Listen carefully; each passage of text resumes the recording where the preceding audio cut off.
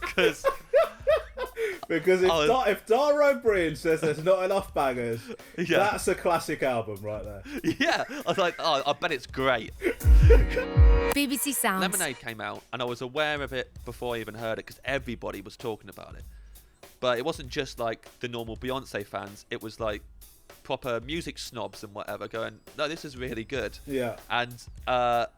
And also like all the Beyonce fans who normally would be like, you know, this song's great, you know, this single's amazing, were like, I can't stop listening to this whole album. Yeah. And it's like, okay, so like both sides are kind of changing their normal tune, what they'd normally be saying. And the thing that made me buy it and listen to it, you were saying about thinking there was going to be a load of bangers on there. Yeah. I remember it was actually a recording of Mock the Week, and we were walking to go and do the show through the corridor, and someone asked Dara, because they knew he liked Beyonce, do you like the new Beyonce album?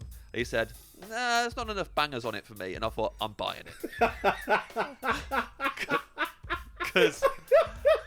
Because if Dara O'Briain says there's not enough bangers, Yeah. that's a classic album right there. Yeah, I was like, oh, I bet it's great. It's like, I know it's going to be good. I can't wait to listen to it. But mainly because it was like, I was like, great, you know, people who, like, I spoke to Dara about music before, he's a big music fan, but he likes the bangers, he likes the big singles. And for him to be like, oh, I don't think she's really made this album for me. I was like, okay, she's done something different. You know, I don't ever want to be liking the same kind of music as Dara. No. So, like, Dara wasn't affronted, was he, that Beyonce had made an album that wasn't for him? no, he just said, No. this is not really for me. Right. He was fine. Yeah, easy come, easy go with Dara. Right, sure. He was fine with it.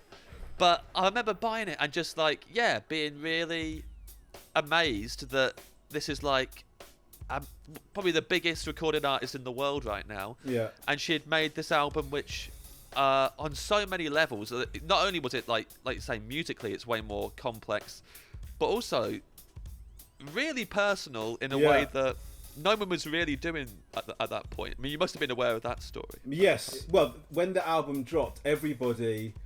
as a father of three allowed to use the word dropped? Is that permitted? I don't know. I sort of said it and then became incredibly self-aware as soon as I said it. But I think that when that album came out, when the album was released, everybody was talking about the story and what she's talking about on that album. And even the whole idea of releasing an album that's actually an album for somebody like Beyonce felt like such a brave move to me. I know that sounds weird. It feels like Beyonce can do whatever she wants.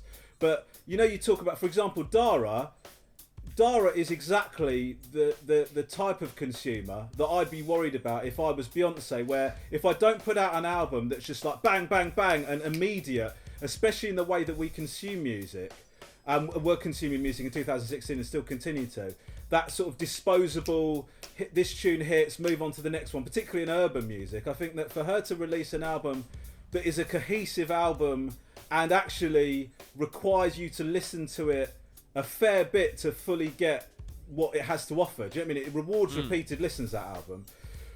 I just thought it was an amazing move. I found it really surprising. And well, yeah, the lead single for it was, I think the lead single was Formation. Yeah. Which I think she premiered that, or debuted it, at the Super Bowl at the halftime show with a load of dancers, and they did this whole Black Panther routine. Yeah.